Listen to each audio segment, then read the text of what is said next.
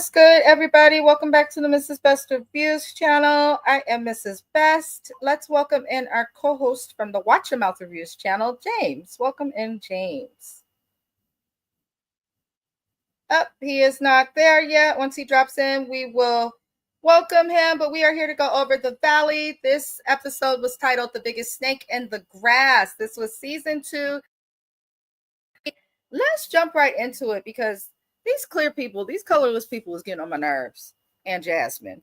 They all acting a fool. But we start out this episode with the group at Sheena and Brock's new house, which we now know from a previous episode that Michelle sold to them. Now, for those who watch Vanderpump Rules, we know that Sheena was the absolute last person to get a home. She was the last. So I'm glad to see that she finally purchased a home. Good for her. Brock's still around. I don't really feel too many ways about him. I just want to know if he's communicating with his kids over in Australia. But nice for you to have a house, Sheena. So I'm really over discussing Brittany and Jax because Brittany was trying to talk about Jax at Sheena's little event that she was having in her house. And I'm tired of Brittany's pity party. We know that that's all Brittany wants. Based on what I see online, a lot of people are tired of Brittany and not many people feel sorry for her. This is what I call, I'm just going to say it. She doesn't see her own privilege. You're crying about this man, but you chose your life. You're like, I'm going to have to get a divorce and be a single parent. Guess what? Millions of other people have done the same thing.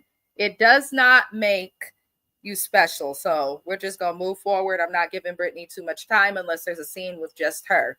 But we also learned that Zach said some horrible things about Jared, who is a mutual friend of the group.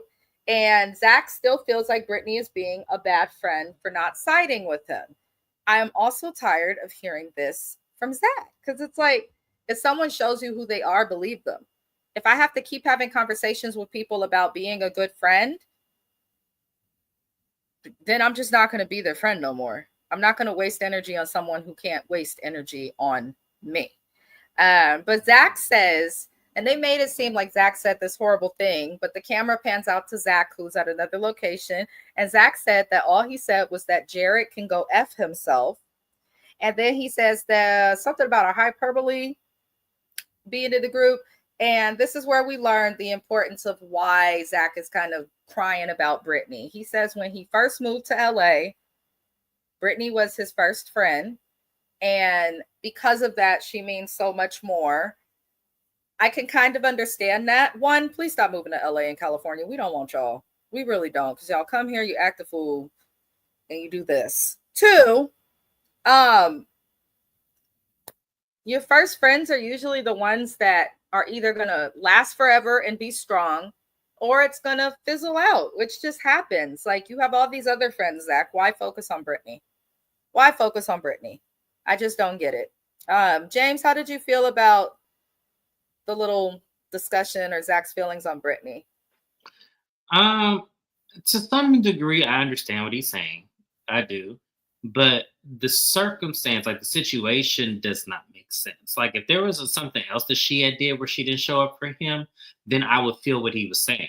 Because I feel like there's a difference when, like, let's say I had an important event that I needed you to be there and you didn't show.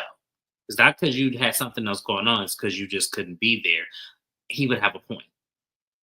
But the fact that we're talking about some he said, she said, which is pretty much this whole entire episode, it's like, come on, we have to do better than this. Yeah. Zach, I strongly disliked Zach season 1. Now I like Zach. He's becoming slowly one of my favorites, but I just want him. I feel like the way he is with his friends is the same way he is with Benji, where he's just like jumping in and doing too much, but not waiting to see if the same energy is being reciprocated, which irks me. But we'll see with Zach. We will see. So everyone's kicking it at this little event, and the conversation about Jason's ring comes up.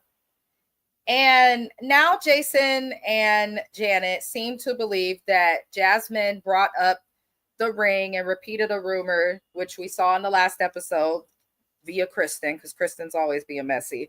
But basically, they feel like Jasmine did this on purpose, which really annoyed me. I'm like, wait a second. Weren't you people just the ones in the last episode holding each other's hands, acting like you did not care and it wasn't a big deal because it wasn't true? Now you're suddenly deciding to be upset. I don't get that. Either you are upset or you're not upset. I would be upset if rumors were going around about my husband taking off his ring when he's not with me. I think anybody would be upset about that. So it was weird that they tried to act like everything was all good, which lets me know that it wasn't. But the next day does come, because we only got a little second at Sheena's house, because I feel like Sheena's trying to be a part of this cast so bad because she needs to work and Ariana ditched her. But I'll digress on that. They're at the beach the next day, and Brittany makes it known after discussing the whole Jasmine thing, because Brittany's also messy. Brittany lets it known to Janet and Jason that Jasmine refuses to apologize for what was said about Jason not wearing the rings. And then we see a little confessional from Jasmine. She's like, hell no, I'm not apologizing. I'm not the only one that's heard it. I didn't repeat it. And y'all was just cool about it. Now you suddenly want to be upset? They're only upset because the streets is talking. And Jasmine feels like everybody is talking about this, which I actually believe her with this. And it was later confirmed later on in the episode. But Kristen heard that Janet was upset about the ring from Sheena, who is messy. And Kristen tells us that she's going to stand 10 toes down by being loyal to Nia and Danny, saying that, by basically agreeing with what Jasmine is saying and kind of still standing 10 toes down on the rumor. But I did find it interesting, James, and I'm sure you did too. Jasmine refuses to apologize in a way that's almost disrespectful, but you are crying about Danny giving you another apology after he gave you several on and off camera for what he did. How can you demand an apology from someone, but when you do something that hurts someone, not be willing to apologize? Like, it doesn't make sense to me. It just doesn't. But the group plays Truth or Dare. Sheena goes TMI with a bunch of stuff I'm not going to get into. But Janet and Jason decide while the group is playing Truth or Dare to go and talk to Jasmine, and which I thought was stupid. The moment they got up to try and talk to her, I was like, okay, so you're making it seem like this is someone who was such a good friend to you. You're going to go and talk to her while you're at a group event on a beach. Like, don't disrupt my peace at the beach. That's personally how I feel. But I knew the talk would not go well. And I think Janet's manipulative because Jason is just like, I'll go along with it. Let's keep it a buck. Jason is whipped. He does whatever she says. Janet seems to be the one upset. And I promise y'all this, and I'm going to keep it a buck. Janet was probably at home when these cameras went down. And she probably went the hell off on Jason. Why are you out wearing your ring? You got these people talking about, I promise y'all that the only reason she's upset and that they're bringing this up again is because she probably went down on her husband because he probably don't be wearing his ring. And people have probably already been talking because why would you be okay with something to come back and trip out? It makes no sense. So the moment they start talking to Jasmine, Jasmine immediately did too much. She did not try to be calm in the conversation. She did not try to be level-headed. Jasmine just does the most when she feels a way about something, the same way she did about Danny and the drinking. And now I'm tired of it because the things that Jasmine alleges are like they're damaging to people's reputations and characters. First, you assume and allege that Danny has a drinking problem. Then you remind us over and over that he got drunk and touched you as if it's a part of that drinking problem. And now you're not willing to apologize for repeating a rumor about one of your friend's husbands. So I'm kind of looking at Jasmine like the least you could have done is stayed calm and listen. But she was already amped up and Janet could not read the room and kept interrupting her, trying to ask questions before she could say her piece. And Jasmine went off even further. She told Janet she's sick of her. She's selfish. She stirs the pot. She says she gives care and energy and she is sick of her. And of course, Janet and Jason run off because if you are a colorless person and somebody of color, then looks at you and calls you a Karen in today's climate, I would have ran off too, honestly. And I don't like Janet by any means, but I'm like, if you say that someone gives Karen energy in this climate, explain it. Please explain it, especially being the only Black woman on this cast and Black person on the cast. You have to explain it, because by her being a Black person, you say Karen energy, and I'm going to assume that you're telling me that Janet can be a little bit racist and sedity and privileged, which we know that she's sedity and privileged, but we could think other things. So that was kind of odd. I don't blame them for running off. But James, how did you feel about Janet and Jason and Jasmine's JJJ? How did you feel about their interaction? This will be the one time I defend Jasmine, because I 100% saw where she was coming from. And my only problem with her is that I wish she wouldn't have let Janet hype her out of character like she did. That's the only thing that I will say that she did that kind of made me feel like, if you weren't guilty of what they're accusing you of, why you let Janet, because that's what Janet was doing. Janet was hyping you up because she knew she could get you upset. She knew where your triggers were, and she knew exactly what to say to piss you off, where you were going to react. Because as much as you wanted to paint her out to be the Karen, she painted you out to be the angry Black woman. And it's very fitting in a room full of white people to do that. So I didn't like that. However, I do think it was Janet deflecting, because I do believe that she knew about this rumor before Jasmine got it to the group. And I do believe that he may be guilty of it, because why are you so upset, sir? If it's not true and it's something that you don't do, then why are you upset about it? Exactly. You in Hollywood, rumors fly left and right in Hollywood. You in the Valley, rumors fly left and right there too. You could have laughed it off and y'all could have let this go. But the problem is that I feel like, and could be my opinion just based on how he was talking, not so much Janet.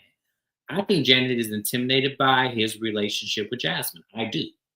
Because a lot of women are like that in that area.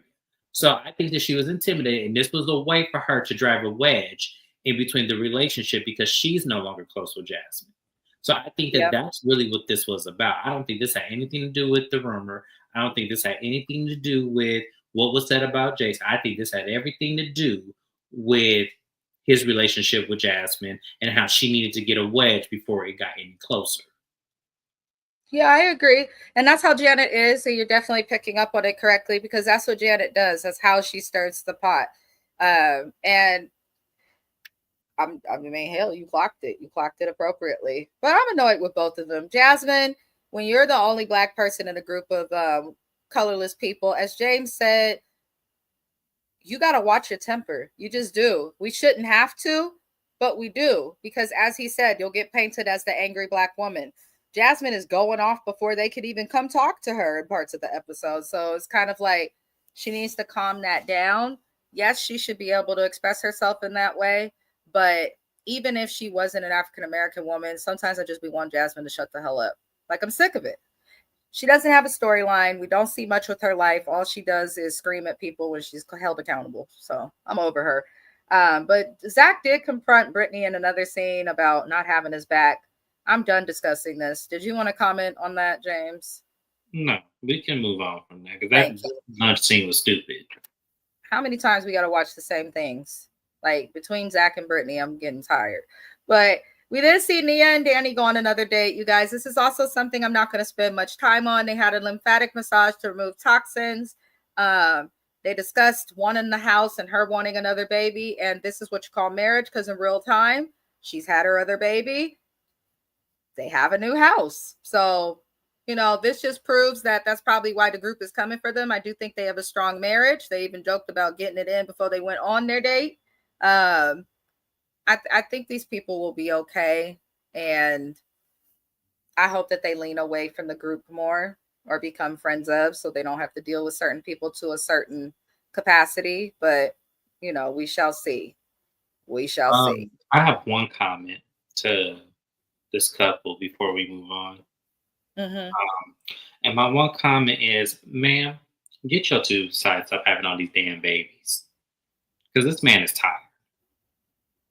I'm sitting here listening to her and this logic saying, I don't want my kids to be age capped. I don't want that. I don't want to wait years and have another kid. I want them all to be around the same age.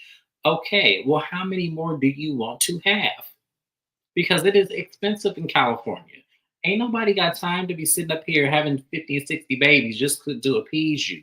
Because I feel like you're doing this as, I feel like she's doing this as a vanity or a self esteem reason versus it being an actual, I want kids with my husband. She does want kids with her husband, but she did admit at the end of season 1 that she wants to have the other baby. And she said it also at the beginning of this season. She wants to have one more child so that they can be done, not just for the age gap, but because she wants to get her mommy makeover and she doesn't like the way her body feels, which I empathize with her. I actually think it's smarter to do that versus waiting years and then getting upset and resenting him. So, I could see how it could look that way, but I also can thoroughly understand it. It is a lot on your body to be pregnant. It takes years for your body to fully heal from just one pregnancy. And even then, it won't always be the same. So I do hear her, just get it over with.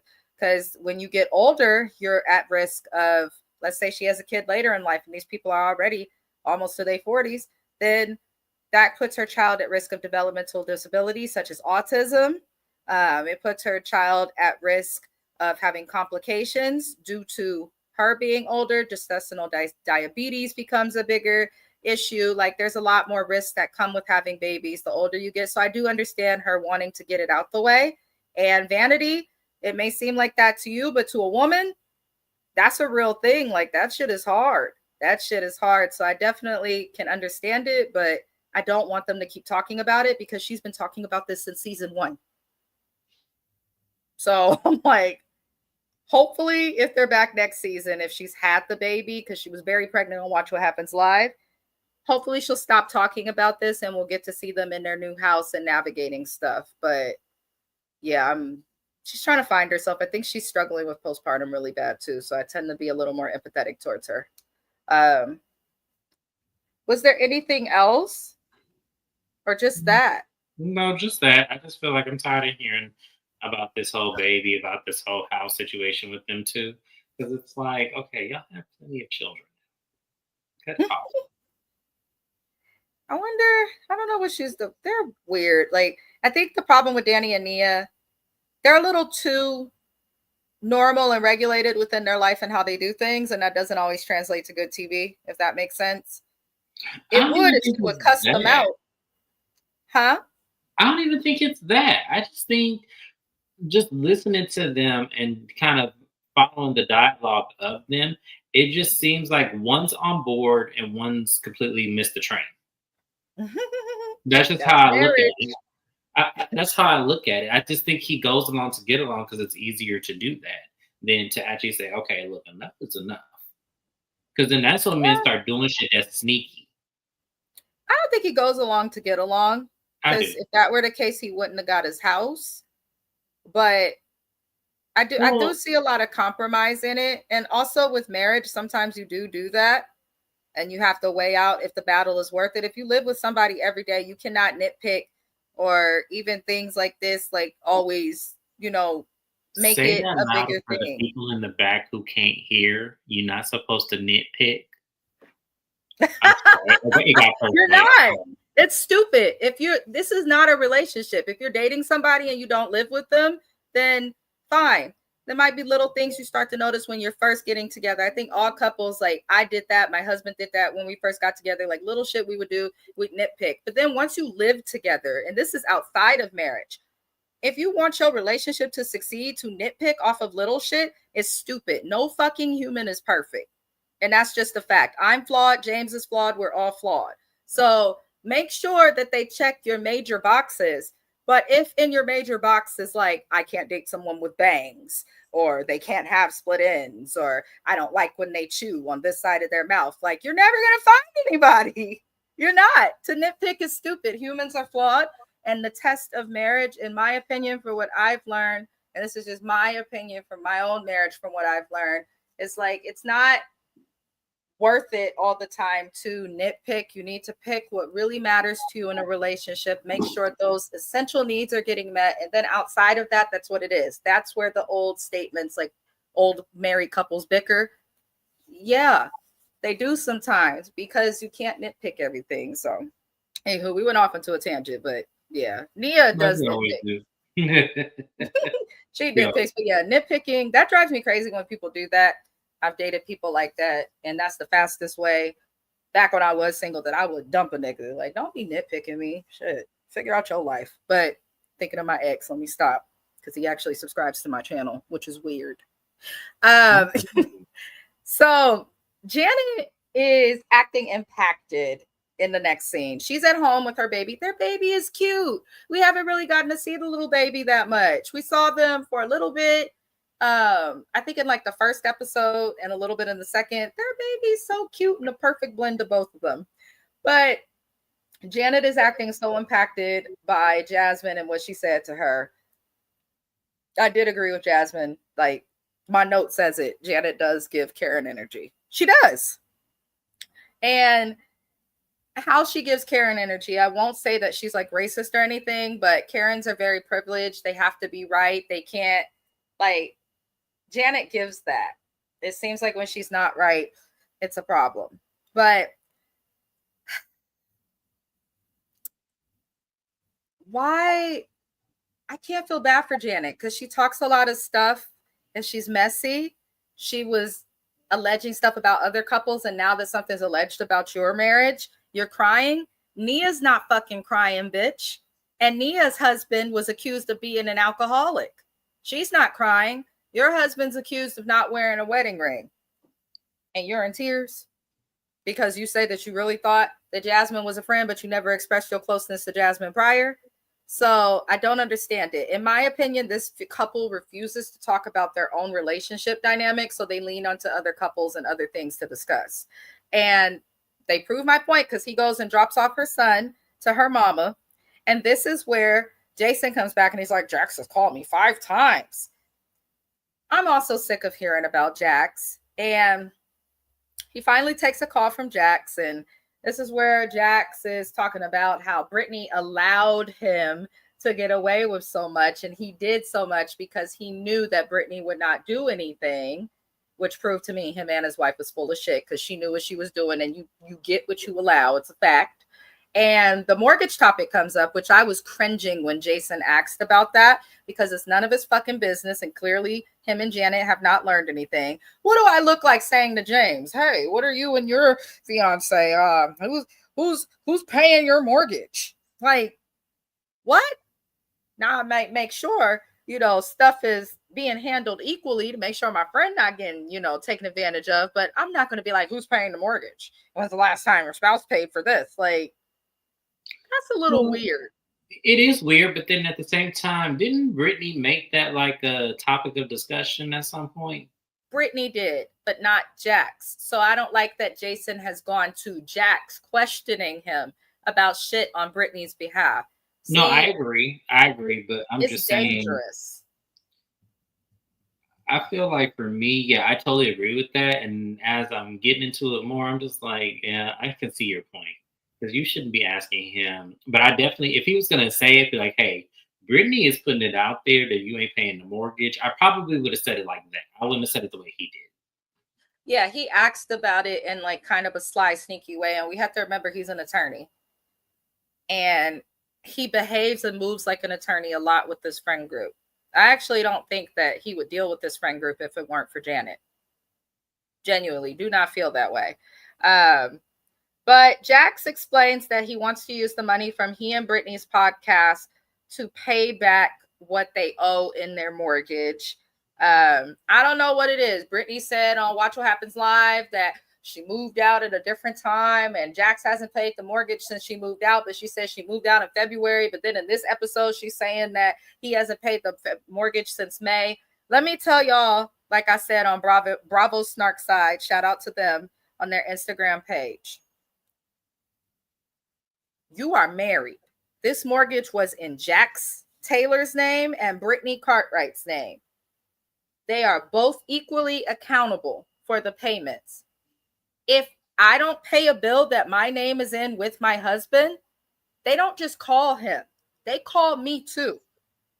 If I don't pay a bill, especially with the mortgage and you're married, you're going to get something in the mail and it's going to be addressed to both of you, or if you have the same last name, Mr. Jax Taylor, Mrs. Brittany Taylor, if that was her last name. There's no way that she could have not known that her mortgage was not being paid for that long. There's no way. The only way she would not have known that is if she ignored calls, ignored text, ignored her mail, and just pretended the shit didn't exist. But Brittany is a ditz, so maybe she did. But there's no way that she would not know that sooner. So I'm looking at Jax and Brittany like they're full of it. And I don't know who else is going to say it, but my black ass is going to say it. Why the fuck would you encourage your husband to go spend $30,000 to enter some sort of fake ass treatment center when your mortgage, if it was not paid since May at the time of this filming, was likely behind in the amount of $30,000 at the very least? He could have put that money onto his mortgage. Why didn't you people have health insurance that would cover his inpatient mental health stays? I do, and I'm not rich. Why wouldn't y'all have that? All insurances cover that. Hell, Medi-Cal covers that. So I don't want to hear, and I'm not going to talk about Brittany and Jax and this mortgage no more. They are all full of shit. They are also both responsible legally, financially for this mortgage, and everybody's making stupid choices. James, how did you feel about the convo with Jax and the mortgage? I couldn't have said it better myself. I really couldn't, because to hear her complain and to hear like the reckless spending they do, and then finally this becomes an issue to where you now have to address it because shit isn't getting done. It's like, wow. Must be nice to have these kind of problems, because it's not like she's going home. She got a place to go. So I'm trying to figure out what are you trying to do here, lady? Do you want to be in the house? Do you not want to be in the house? Do you pay 2 months on a condo you ain't even finna be in? So what is the problem? She's dumb, and she does end up moving back to the house, which we're going to talk about next, which also pissed me off, and I'm glad you brought that up, James, because you crying about mortgage, and it shows how financially irresponsible they are and were. Like, you were doing coke. She was yelling at Jax about doing drugs. As I commented again, shout out to Bravo Snarkside, and apparently got thousands of likes, so thank y'all. Ain't no couple. If my husband goes and has a drink, trust to believe I'm probably having a drink with him. If I go and smoke me a blunt, trust to believe he gonna take a puff or two of it.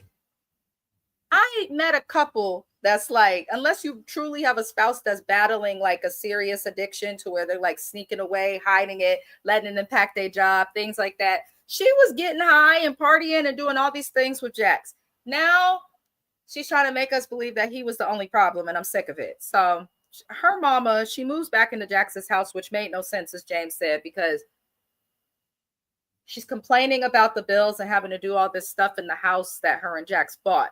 But if I have, James, and correct me if I'm wrong, if I have 2 months left on my lease at an Airbnb, which means I'm not paying for electricity, I'm not paying for garbage, I'm not paying for water, why would I go back to the house that's in default and in foreclosure now before those 2 months are over? It would make sense to just stay at your rental house and save on electricity and stuff until you're ready to go back.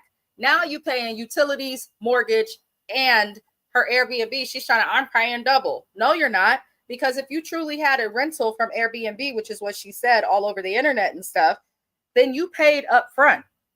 You cannot check in without paying for everything. So Brittany is manipulative. Brittany is a liar. Her mom's haircut fucking sucks. And I'm sick of her. I just am. But she talks to Jax's sister, Jenny, on the phone. And next thing you know, Jax starts messaging her like, you covered the cameras, but I can hear you. And this is where Brittany tried to manipulate and bullshit the audience. Or she's just truly as dumb as she acts and looks. Because she says, how is he hearing me? Stupid bitch. When I have a camera in my house, like when we on vacation and stuff, And I want to see, yes, I have a pet cat and we love him very much. And so I like to communicate with him sometimes on vacation through the camera. Those cameras will talk to you. My husband used to work far away. We have cameras in the house, of course, because we don't want nothing happening to our property. And if it do, we want to see it. And he can talk to me through the camera. Anybody who has Ring should know. Like, you can hear through the cameras. You can talk through the cameras and without having to be there. All you need is the app to your security company. So I'm looking at Brittany like, girl, you know he can hear you. You stupid. You should have uninstalled the damn cameras if you didn't want to be heard and wanted to be back in the house. And I'm like, if he's going to get out of rehab and you know he has a condo and stuff, you know he's going to come back to the house, just sell it and move on. It's weird. So she gets off the phone with Jax's sister, and then the sister ends up calling back saying Jax is going to the hospital. And the sister caught an attitude and was like, because he's stressed because of all of this. Girl, don't do that. You know your brother put himself into this situation. So the episode ends there. I am sick of these privileged people relating to Brittany and Jax and Janet and Jason. They can go. They can go. And honestly, Michelle can go. Michelle can go too. Jesse, he's messy, so I don't mind him staying. He's good TV. But Michelle, she can go. Janet can go. Jason can crying all the damn time about some shit that they ain't even hear no more. It's like, girl, just give it up. Right. Lord, geez. It's too much. It is. It's too much. But that's really all that happened. Did you want to add anything to these people, James? No. It's being alleged that Brittany is dating Will Gittens from the musician. She is. She confirmed it, and he did too. I always thought Will was. Never mind. I did too. I did too. Don't I was shocked because I was like, wait, Will, since when? And you know, when I look online, especially, you know, Facebook be rougher than the Twitter and the Instagram. Facebook fans is ruthless. They talking shit about her. Like, don't she know she just doesn't choose well? You go from Jax to this. Because I'm telling you, I know, because I feel like I knew somebody that. Never mind. I'm not gonna put that out there. I'm gonna say allegedly, but no, I'm just saying. Okay, I can't wait to see next season. Then if she bring him on the show, I don't think Will go on the show based on who he is. I don't think he'll come on this show. I think he'll let her just have this. I think he'll let her have this. Like if he comes on the show, I'm gonna be shocked because he's very low key, even though he's really good here on YouTube. But I don't see it. I don't see it at all. I don't know. I don't really like Brittany. She can go. We only accepted her because of Jax. So without him, no shade. I don't see her purpose. But, you know, we'll see. You guys, reminder to those who watch The Valley, but maybe not our other recaps. James will be adding a show that's going to be recapped on Wednesdays. He will be recapping Next Gen NYC, the show about all the different kids who grew up on reality TV. So be sure to get the link out of this description. Go to his channel so that you can subscribe so you don't miss when he goes live. The next live for this channel will be on Sunday. We'll be going over the Never Ever Mets, Forever Ever Hot Mess. We'll also be doing the recap for the first episode of Next Gen NYC on Sunday, as well as Somebody's Son. Next Wednesday, I'll also be doing Housewives of Miami. They come back on television June the 11th, which is next Tuesday. So next Wednesday, the 12th, we will be here going over the Housewives of Miami. I have not watched. I missed last season, and I don't want to rewatch it because I am a full-time student now at graduate school, working full-time, my music reactions. I am booked to capacity, but it'll be fun for us to recap it together and get into that. But other than that, thank you kindly, James, for your time. And thank you, everybody, for watching. And we'll see you next time. See you next time. Bye-bye. Bye-bye.